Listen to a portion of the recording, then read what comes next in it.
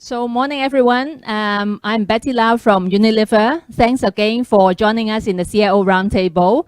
We usually organize a big event at the year end to support the Lifelong Learning Festival. So thank you for coming in. So once again, good morning and welcome to Forecast. My name is Betty Lau, Global Learning Director of Unilever. Welcome to this CIO Roundtable, the last one in this year and also the biggest one in order to support the Lifelong Learning Festival this year. So Cross Knowledge is an award-winning learning company that is part of the Wiley family. Jan is based in the Netherlands where he lives on a houseboat. So I think we can actually ask him about his experience later. So Jan is a very experienced talent and also learning professional with a strong business and human capital impact in complex organization. He was the Chief Learning Officer for KPMG, ABN AMRO, and Mercedes-Benz, and is a very recognized thought leader in this learning and also talent community. Jan's area of expertise and experience include corporate learning transformation and strategy, talent management, leadership development, and change management. As a director of the Corporate Learning Institute, Jan's main goal is to share his experience and knowledge with, and build a learning leader community. In January this year, Jan launched the first fully blended international masterclass for future CLOs together with McKinsey and the #1 business school in the Netherlands. In this workshop, Jan will help you to assess if you are ready for the digital future, with business model changing, technology evolving, and new generations joining our organization. It is inevitable that we need to transform and adapt to the digital age.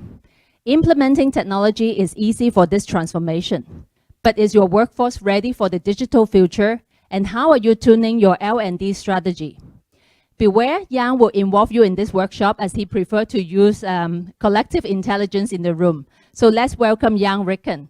And one more thing, with the support of a Lifelong Learning Festival, we are able to do live streaming of this workshop to benefit the talents around in one-off area and also other companies who are not able to attend the event. So there will be, I expect a lot of people that are joining us online. So thank you again. Yeah, please. Thanks, Betty. Thanks for your kind introduction. That raises the bar already for me in terms of the expectations. I'm really excited to be here and I feel privileged to be here. I'm a little bit nervous for two reasons. One is because, let's say, my body and mind are, let's say, fighting a little bit in terms of time zones. And secondly, I've got such an experienced audience in front of me that makes me a little bit nervous. So that's why I've decided to use the collective intelligence in this room. What I'd like to do today is talk about learning as a strategic vehicle for your digital learning readiness. What I want to do, let's say, make this workshop interactive. I will challenge you in some cases because I am not very positive about learning and development where we are now. So I believe we need to professionalize, and I'll touch on that a couple of times.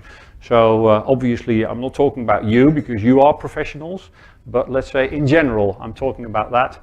My aims for today are to create awareness, to equip you with let's say practical ideas to take home, to learn and to also have fun. What you find on your table, and I'll touch on it during my presentation, is one of my pieces of research related to what I call annual learning reporting. I'll touch on it a little bit later, but let's say when I talk to learning and development professionals, what I see is that not too many of them report or report in a structured way.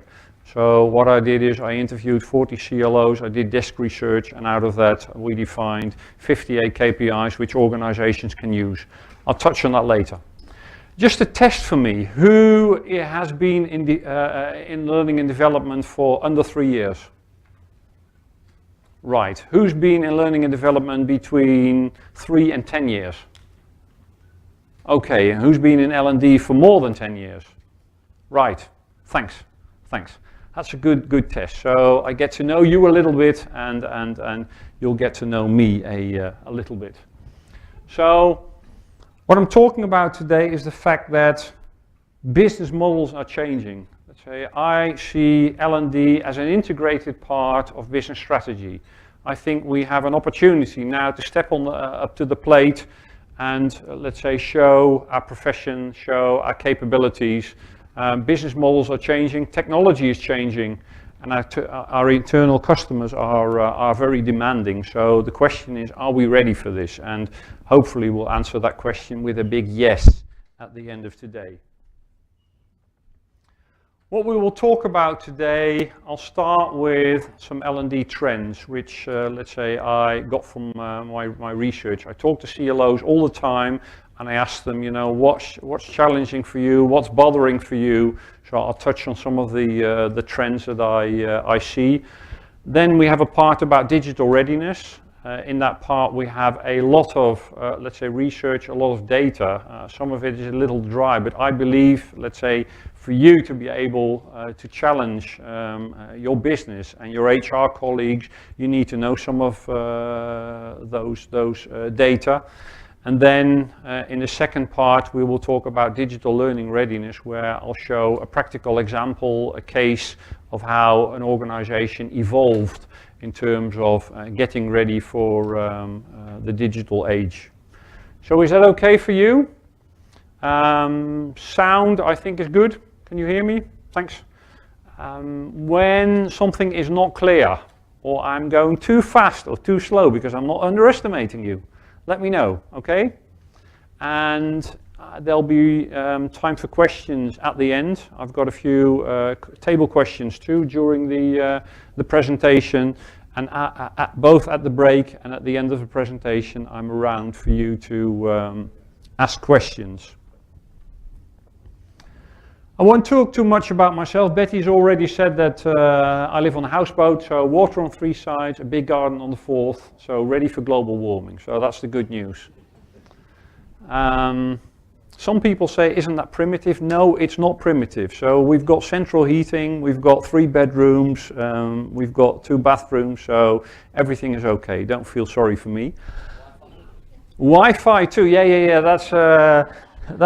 that's important. That's let's say an essence of life. I've got 2 kids, so I was planning a holiday related to that over the weekend. And the first question my youngest asked, is there Wi-Fi?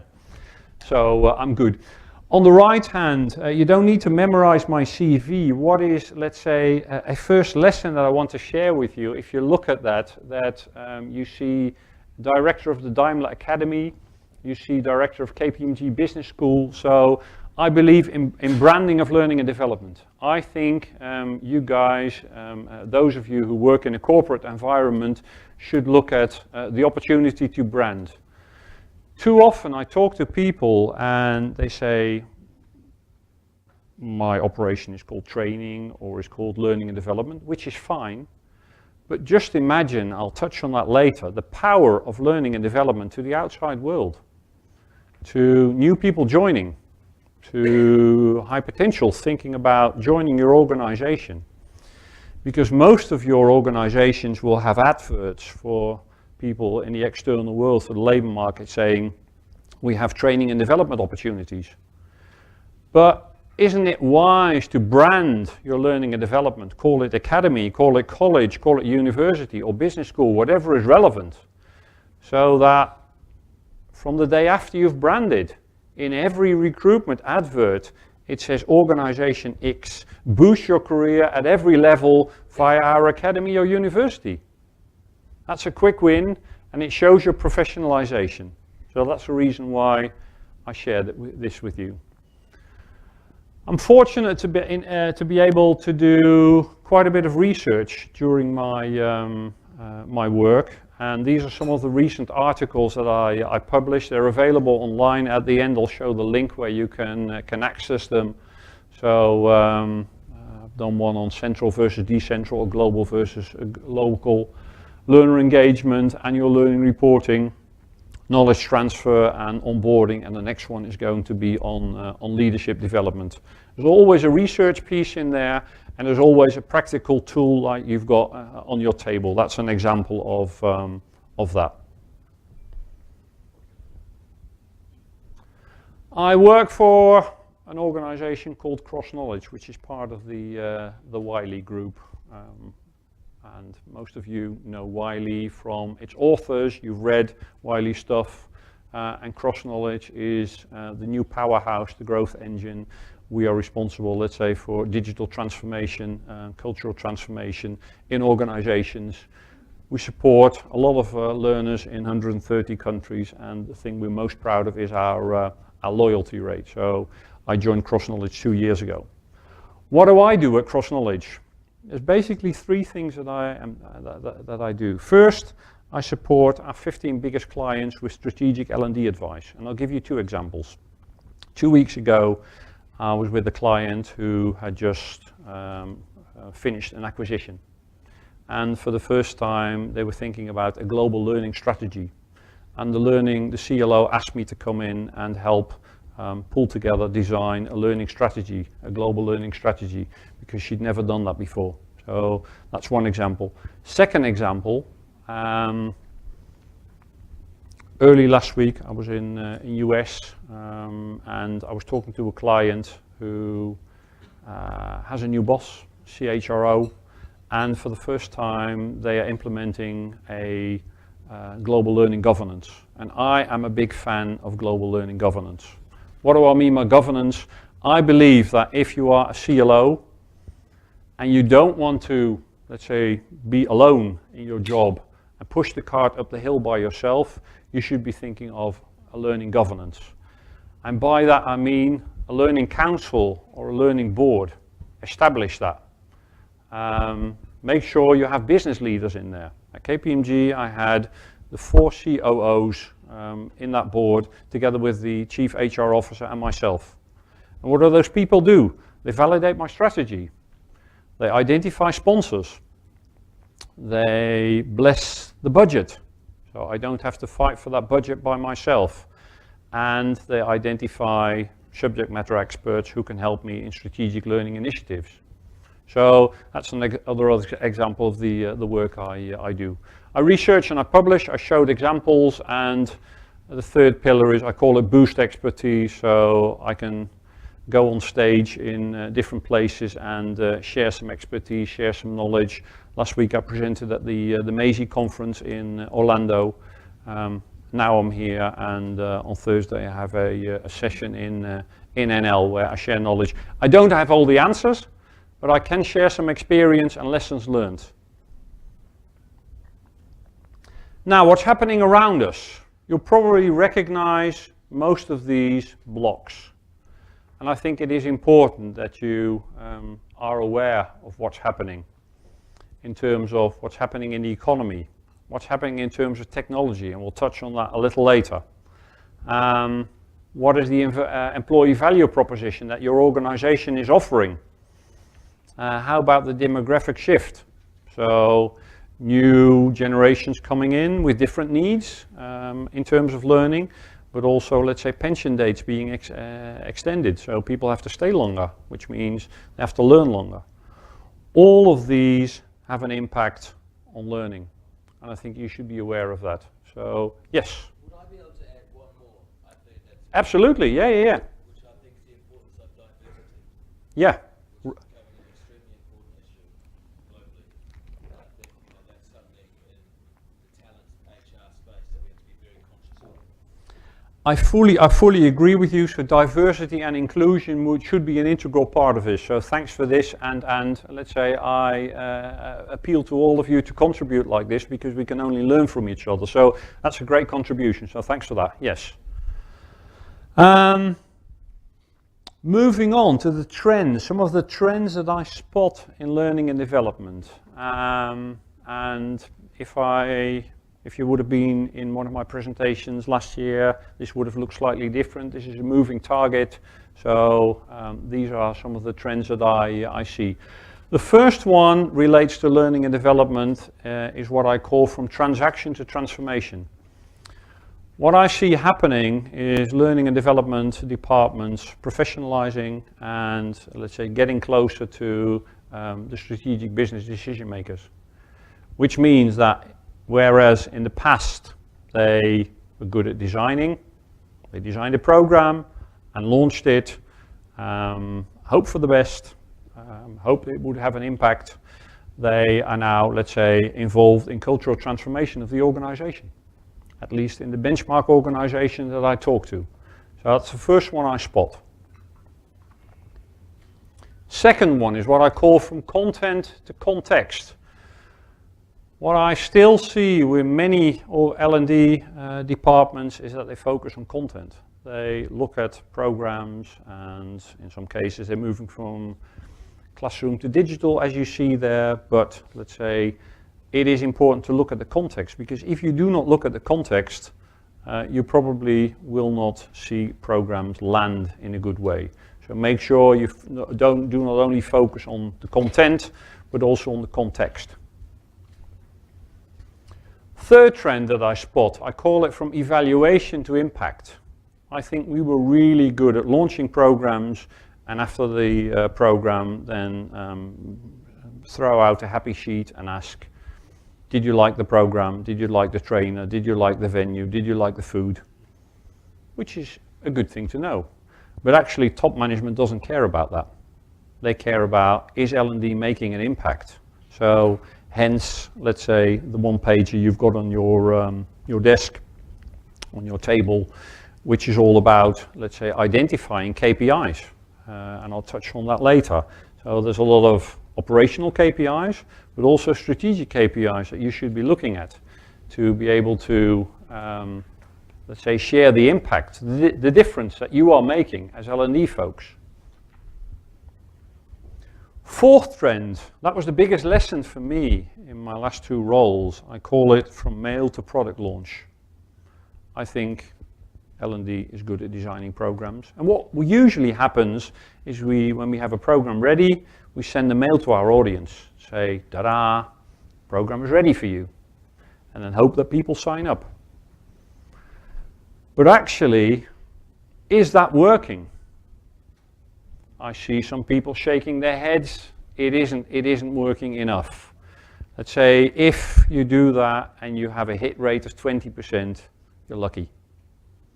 So what I see now, at least in the bigger organizations, is that they bring into their team professional product marketing capabilities. So people who know about product launching. I brought in my former role, let's say somebody from product marketing for a conversation. And they asked me, how do you launch?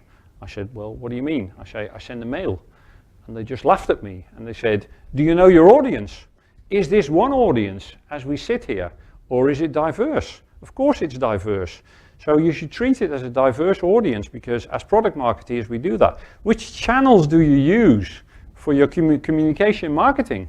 Yeah, I use mail, but there's plenty more channels that you can use. How do you reinforce that message? Reinforce? Yes. How do you use the adaptive possibilities of, let's say, systems that we've got? So if somebody shows interest in a certain product, in a certain program, that they get, let's say, teased by more products like that. So I think that's an area where we can professionalize. The fifth trend that I spot is what I call from push to self-directed learning. I think many organizations are in the middle of this. I think traditionally what we do is pamper our audience. We take them by the hand and we say, we know what's good for you. We will offer you programs in the role where you're in, and they're good for you. What we don't do to that respect is treat our audience seriously, because as we sit here, if we all go through a leadership program, I would neglect your experience.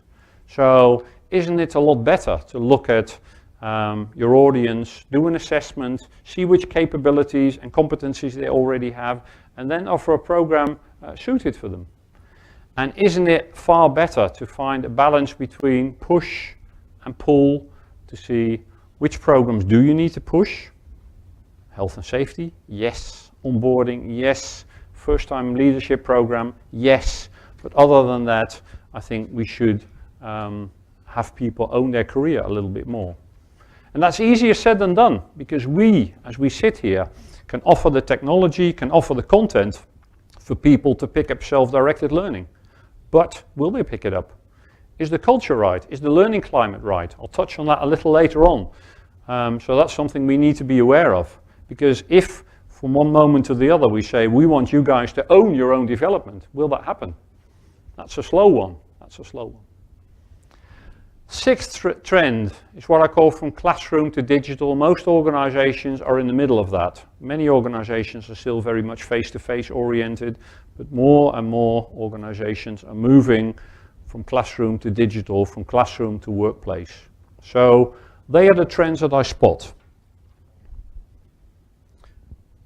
Now, to give me a break, I'd like to ask you the following.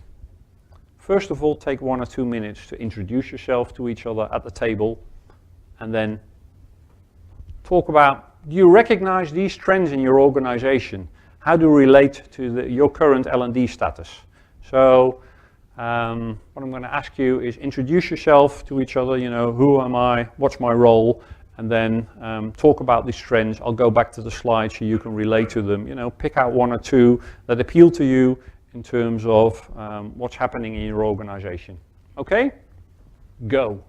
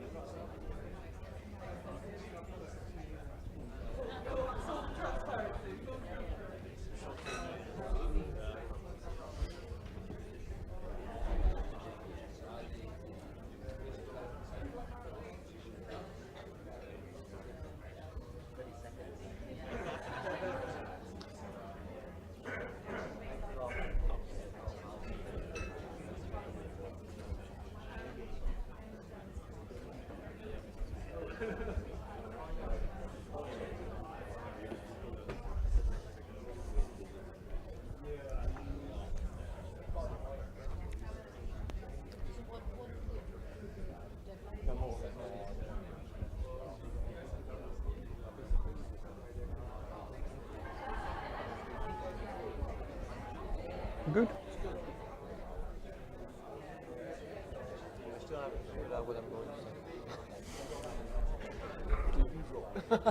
I often decide last minute.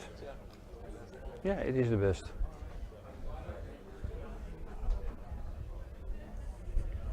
Sounds good, thanks. Sometimes I will be throwing out the audience view like this. This is the audience view. This is what they watch from the live webcast. Good. So this is all from the live webcast. This is what we are producing here. Good. So we actually mix your audience plus slide. That's good. That's good.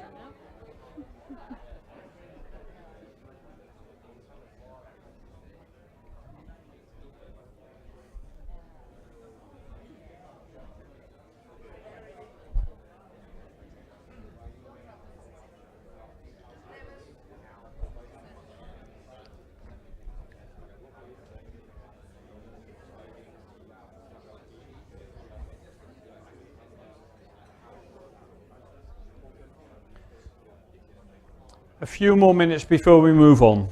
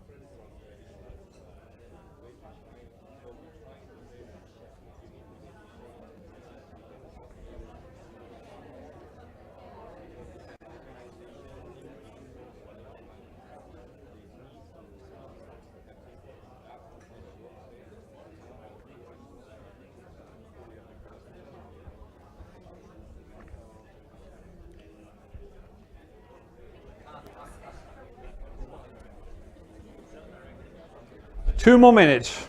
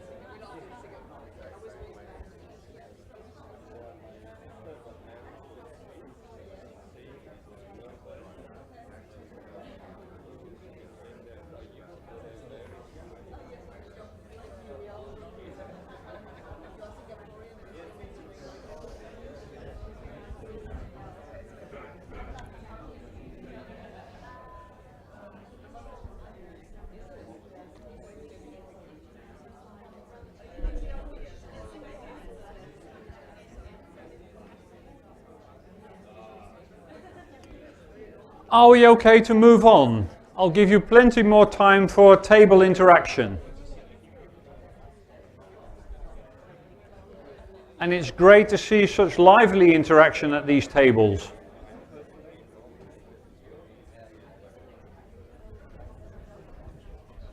Yes. We have a personal question. Are you from Manchester with a Dutch accent, or are you from Holland with a Manchester accent? Aha. This is what you get when you start sharing personal information. You get personal questions. I have lived in 5 countries. I did my grammar school in UK, so hence my somewhat UK accent. I have a Canadian passport and I have a Dutch passport, and I now live in NL. So.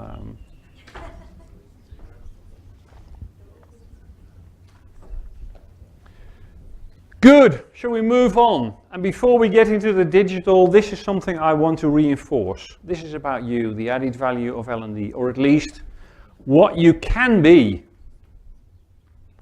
Because I think it's important to recognize your power or your potential power in the organization.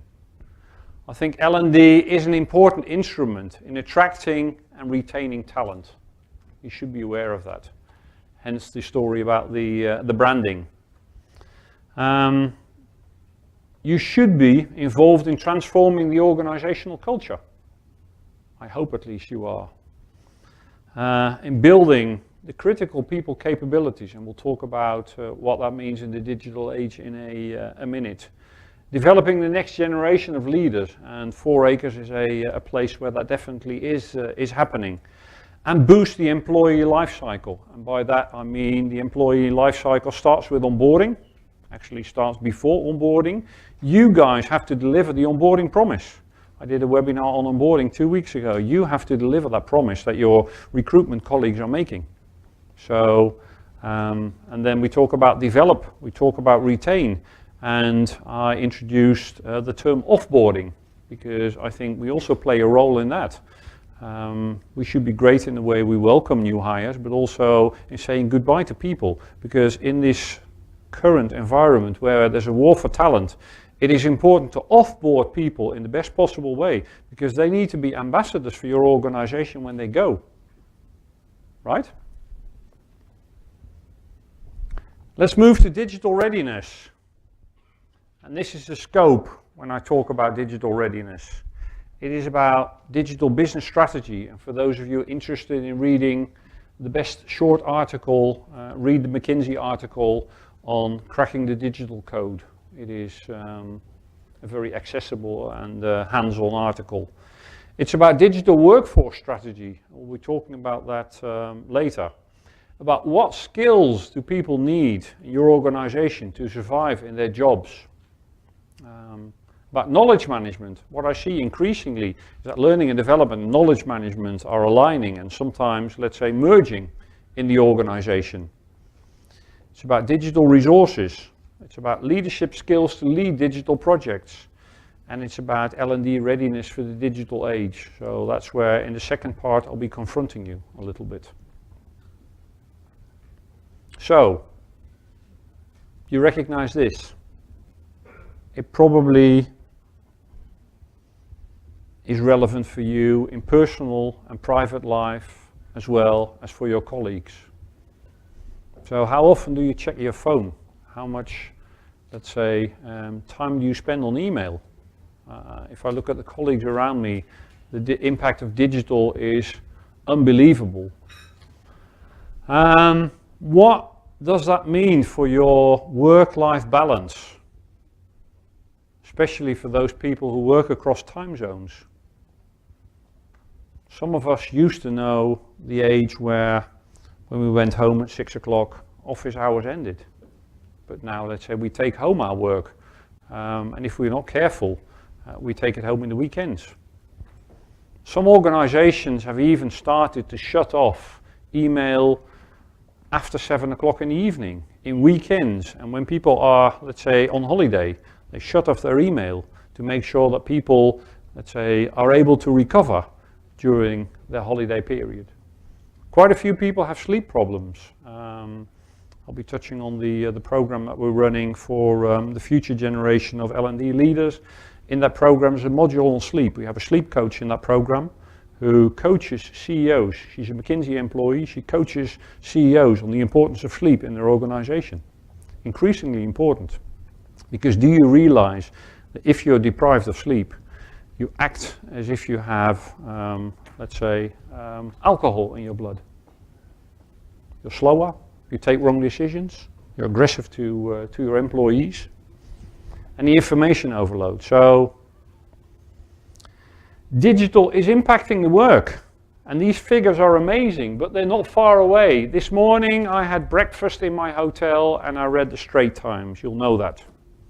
And there's an article in there about the 3 biggest banks in Japan planning to cut their workforce by a third in the next 2 years because of artificial intelligence and robotica. So it is not far away, it's not in US, it's not far, let's say distant. Quite a few, a high percentage of the jobs as we know them today will be taken by robots or will disappear. Which are the areas that are impacted? This is, let's say, some research by the World Economic Forum, which shows, at least for the European countries, and I don't think Singapore is too different, where jobs will disappear. That's what you see on the left-hand side. The good news is that there are areas where jobs will increase. And, to my surprise, and relief maybe, education and training is in that space. So there's hope for you guys. At least if you want to stay in this in this area of work. Research has been done on future jobs. So quite a few new jobs and roles coming up. You'll recognize some of them, and there's some new ones. I had never heard of a professional triber. I hadn't heard of an urban farmer. But these are jobs that already appear in job adverts. So be ready for those, because let's say you'll be asked to train or develop some people for these roles, right? That's a I believe that that is somebody who is leading communities. So a professional community leader, so running different kinds of communities in the organization. And communities and social learning, sorry? It's almost back to the old days of the chief and the tribe. Yeah, yeah.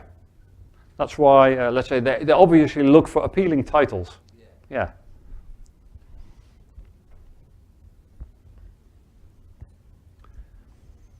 The question is, how prepared are we for these changes? And the answer, at least from research, is quite disappointing. You see, let's say, some of the research here related to US and UK, that there is a risk of a generation, let's say, falling off board,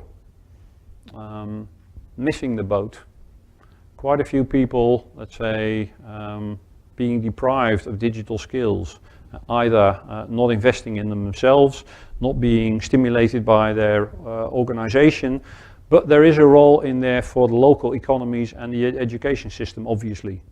And in many countries, I believe the education system is slow in adapting to the new age. Because, let's say, when I look critically at primary and secondary education, I still see, let's say, the content that was offered 10 years ago, whereas the economy and the workforce is moving fast. So I think there's a role in also influencing the local education systems where possible. Another piece of research, the top 10 skills that organizations will be looking for. Is this 100% accurate? We don't know, but this is, let's say, research, so I'm sharing it with you so you can prepare in your organization. Complex problem solving, critical thinking, creativity, they are top of the list. And if you look at these skills, they relate to, obviously, the roles that we sought for in the future.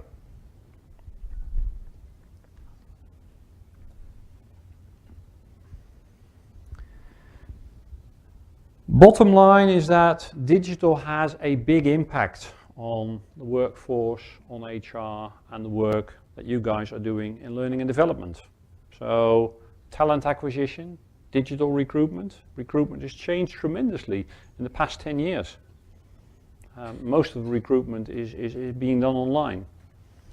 There's a new era of employee engagement. I know there are organizations who still have performance management once a year, but more and more organizations are moving to continuous feedback online. So that's a positive move. People analytics, data-driven, I think that's where we can benefit from, again, going back to the L&D KPIs. New ways of smart collaboration, that relates to the urban triber, so social learning, but also collaboration in organizations in terms of innovation is getting more and more important. And learning, that comes back to us, let's say, real time and all the time. So quite a big impact. And I see some depressed faces, some positive faces, not sure what that means. Next question I have for you. What's the biggest digital people challenge in your organization? So I'll show the slide I just showed, so you can relate to that. But please spend a few minutes on discussing what currently is the biggest digital people challenge. So what the impact that digital has on your people.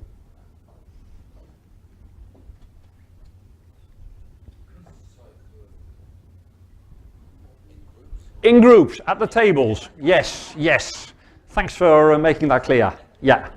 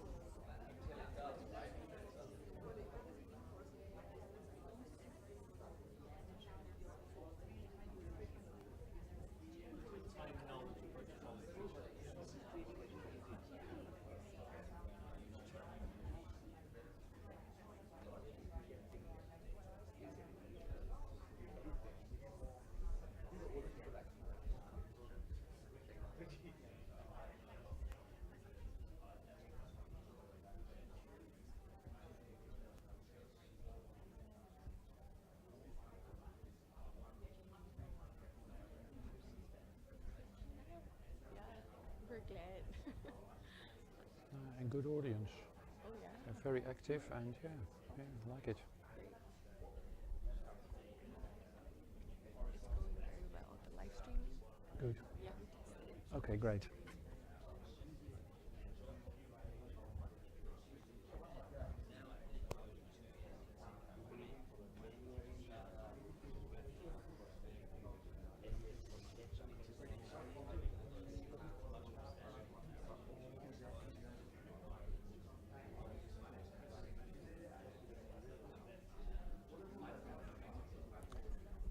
Two more minutes.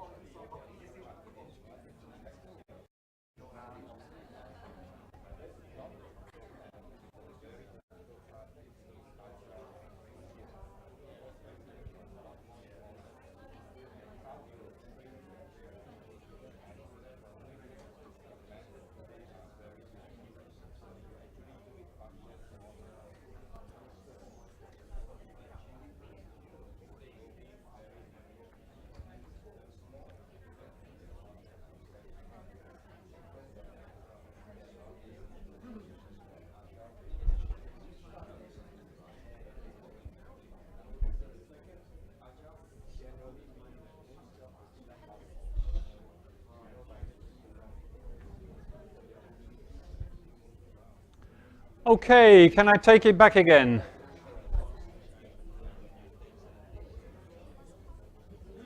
Thanks for sharing your ideas and thoughts at the different tables.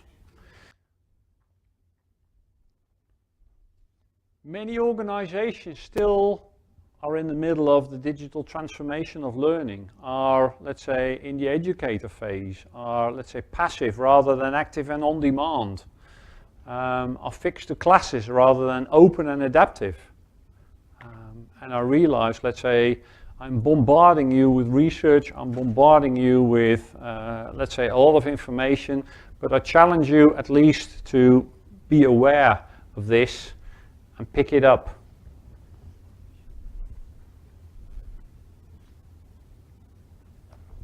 What changed in Karen's organization? First of all, she connected the LMS to all other tools in the organization, because, let's say, they were not integrated at all. And it is good to have a good connection between your LMS and the external world. And in most cases, organizations put a learning experience system in between as an access point for the learners. They made sure that their learning offer was available, let's say, online, on PC, on tablets, on mobile, and my colleague Alex will be showing an example of let's say, best in class, how that can work.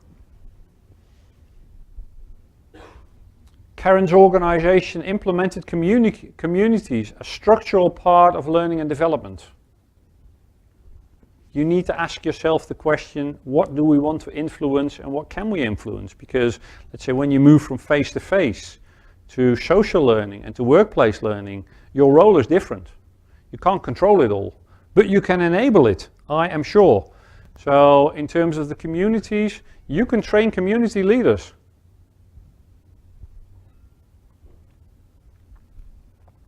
They implemented libraries, in this case digital libraries, content also linked to knowledge management. So the employee had access to knowledge, to let's say product libraries and to learning libraries.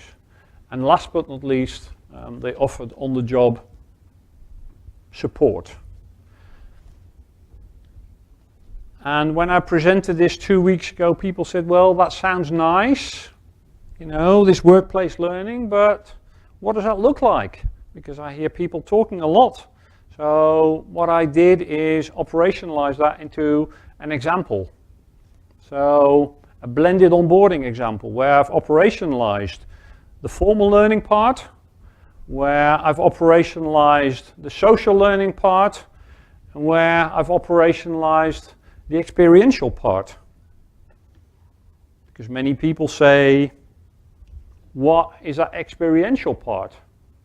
Well, as you can see, and I'm not going to challenge you to operationalize an example, but if we had more time, this would be something I would do. I would say take a current need in your organization and operationalize it in terms of 70-20-10. And make sure it happens, because I think you are losing the opportunity if your learning offer is too formal.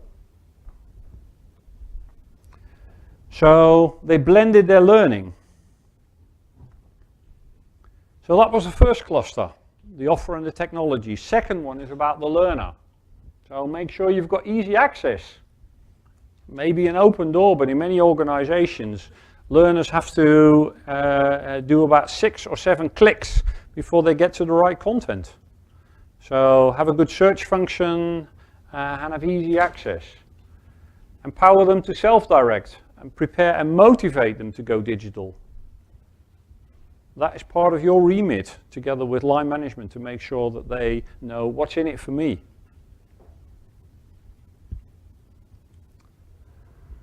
You'll recognize this. We've seen it, a bit of it on an earlier slide. Your colleagues spend far too much in time searching, which is a pity.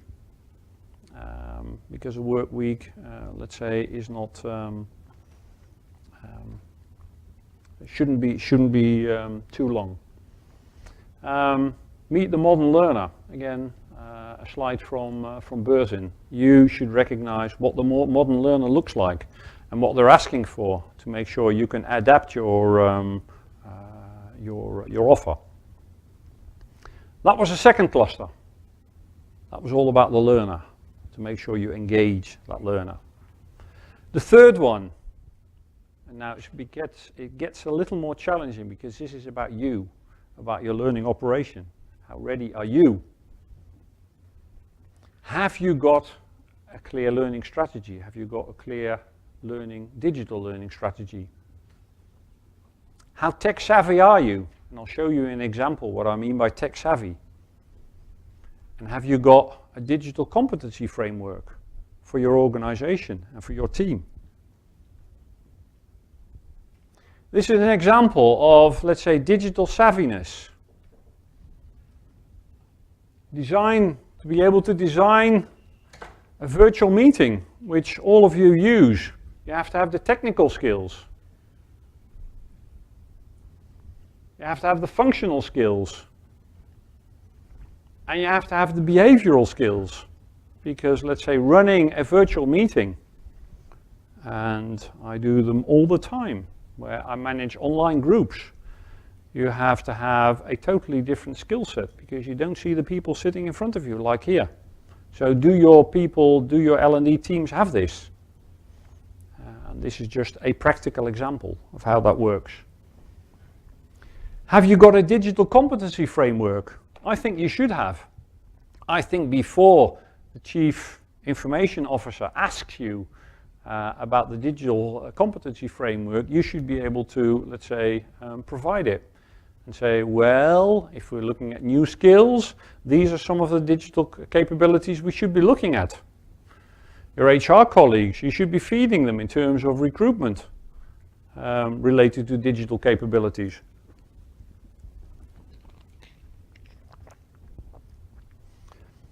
Another dimension is what I mentioned before, the marketing. So how good are you at marketing? Because once you move to, let's say, the new digital age, you will need new marketing and communication opportunities. So work together with your marketeers.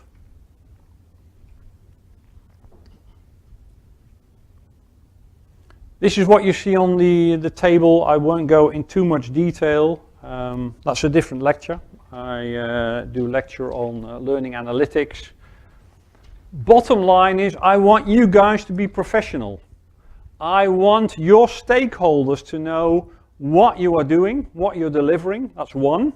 So that's the basics. You should be able to dream, what am I spending? How many people have I trained? How many programs have I run?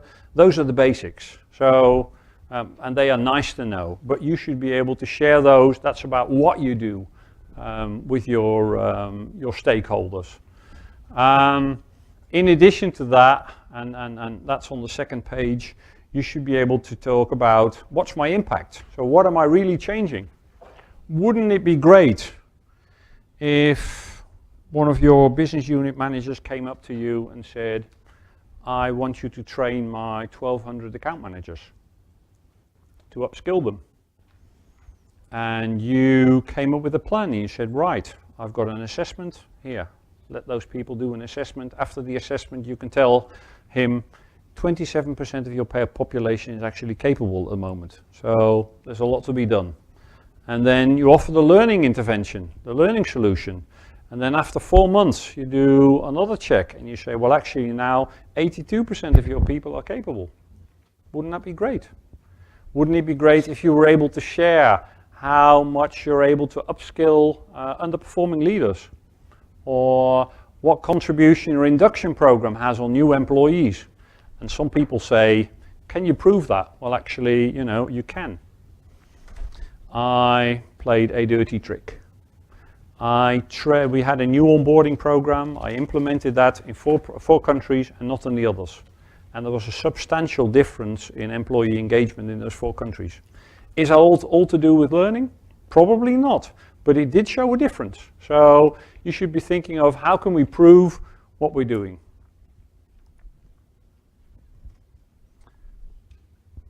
This is another interesting one. To which extent have you changed your learning and development organization in the past couple of years?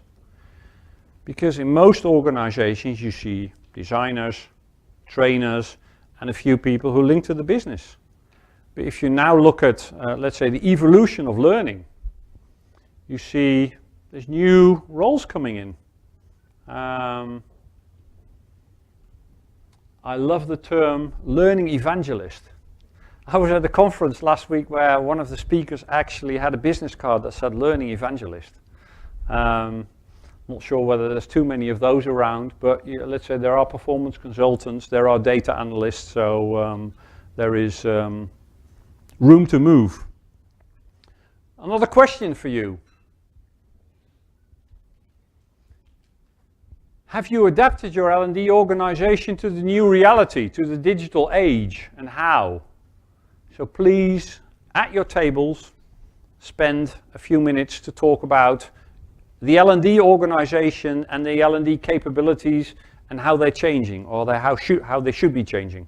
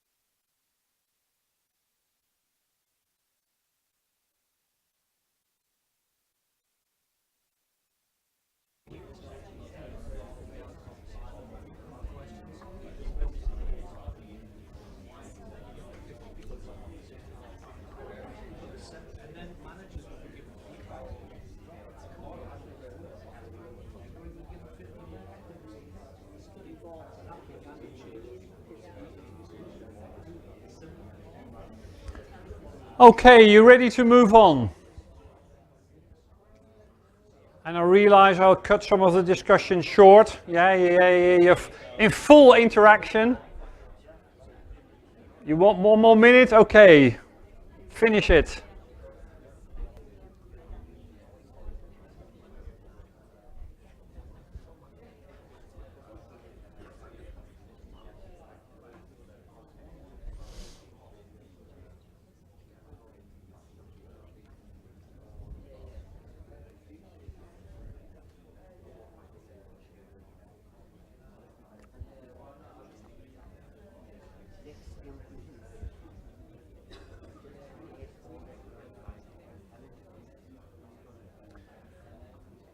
Okay, folks, let's move on. And we've got a break to after my presentation to continue it.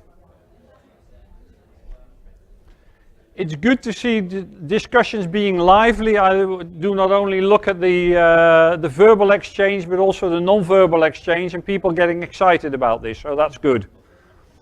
I hope I'm not challenging you enough. Let's say purpose today is also to mirror you and say, take a good look at yourself, take a good look at where you are in terms of your L&D status, how you can support the organization and where you are professionally. Last slide of this block is about this. Let's say I am very passionate about learning and development, and as Betty said, I am very passionate about our professionalism. I see too many people in our profession losing their roles because they're not professional enough, and that's sad. Only 6 people in my network have lost their roles this year. Most of them because they're not professional enough. So related to that, what we did, and we in this case is Nick van Dam, who's McKinsey CLO, and the #1 business school in NL. We set up the world's first fully blended masterclass for the future generation of L&D leaders. So it's a 6-month program, 3 times 2 days on site, personal mentor for people. We run blocks on learning strategy, on design thinking, and on, leading change. People bring in a personal business case, but we also brought in a voice coach. None of the 24 participants had ever had a voice coach, and we use our voice all the time. It's powerful. So, just food for thought. Let's move to the last block, which is about organization and leadership, because this is about getting ready for the digital age. So, have you equipped your leaders with capabilities to support digital learning? Are you sure that you've got budget, resources, technology, and time to support the learners? So on this point, we have an issue, and we have done over several years. It's not about equipping the leaders. It's not about equipping the leaders, because we can equip the leaders. It's their reluctance to engage to learn. Right. And so it's a way, how do we navigate through those challenges? Yeah. Because we need them to be able to speak the language of digital, but also understand what they're talking about. Right. But there is a real reluctance, because when they started out, they grew up in a different era where digital wasn't important, and so therefore they're still doing that. So that's one of the biggest challenges we face in terms of the leadership part on the digital aspect. Thanks for sharing that, and I will answer it in 2 ways. I'll talk about learning climate and how you can influence that in a minute. And the second one is, I think you should look at within your organization how you link learning to the performance cycle, because in many organizations it's not a priority. And you should be thinking about how can you make it a priority together with your HR and business colleagues, and that's hence my pledge for, let's say, a learning board or a learning council where you can really address these strategic issues, not only about content, but how you can influence the climate, because that's what it's about. We're currently doing, let's say, research on learning climate, and we've seen that there are 6 elements that you can influence. Obviously, the first one is about your leadership, so they need to facilitate that learning. The second one is about individual responsibility. So do people understand their role and what's expected of them, both in terms of being leaders, but also, let's say, in other roles. Is how important and how let's say, accepted is the dialogue, the exchange of knowledge. Because what I see too often is that you've got silos, people not talking to one another in departments and let's say through departments. So that's the third factor. Is there an opportunity to learn? So do people have the opportunity to develop and grow, to access information, to access learning and to share? And I think that's where you can play a role. This one's really important. To which extent, to your point, is learning being recognized, rewarded? I think that is really important to see. To which extent is there approval for learning? Because in many cases it isn't. I was at one of our clients 2 weeks ago, and they have introduced a new performance cycle where they obviously talk about have people achieve their targets, but in terms of let's say development, one question is asked. What have you done during the past 12 months to learn what you need for the future? And that relates to 20% of their bonus. If you're a manager, the question is twofold. What have you invested in your team and what have you invested in yourself? So they've linked it to the performance cycle. I know that not in every organization that goes, but I know in organizations where, let's say, people are very target oriented, that is something to consider. And last but not least, is there a space for learning? So how structured it is, do people have the time to learn, and so forth. So we are currently, let's say, writing an article on what we now call learning climate. I won't go through all of these, but it's part of the, let's say, it is the bullets. I shared the four clusters, and I picked 2 or 3 out of each cluster, but these are the, let's say, all the self-assessment questions, which I can share with in the slide pack. What's more important is how ready are you? Do you have a digital roadmap? Do you have a digital learning roadmap as in your roles? Have you got sponsorship for all the elements we talked about today? I think that's really important. Have you got the right governance? Have you got the right backing to make sure that in good times and in bad times your stakeholders are right behind you? And last but not least, how professional are you as a role model? Because let's say you are an important person in your organization, so you should be thinking all the time about role modeling. We are nearing the end of the presentation. I see some smiles, so that's good. Let's say we're nearing the coffee break. A short summary.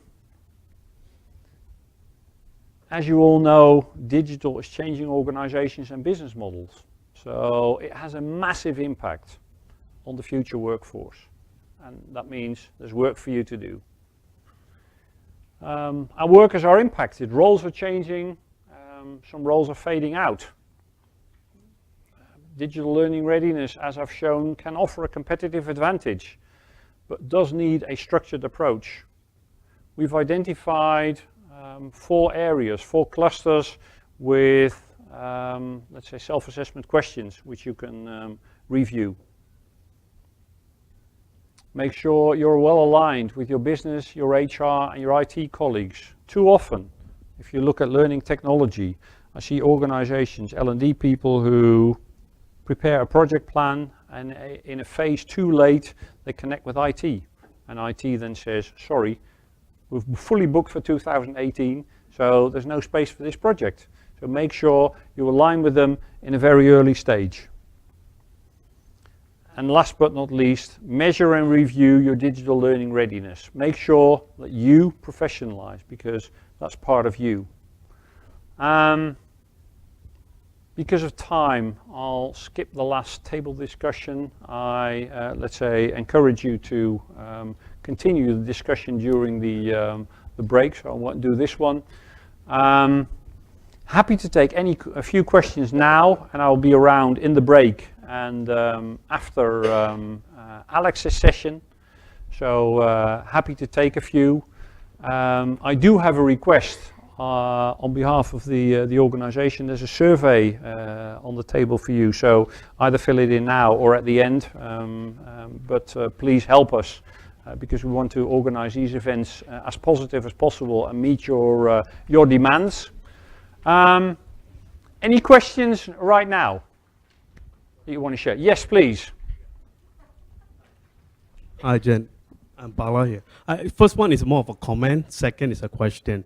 One of the things from a learner, what I'm seeing is as the learner now starts looking at taking ownership of learning, it's not in general itself. What I'm seeing is also one of the competency of behavior a learner needs to have is sense making.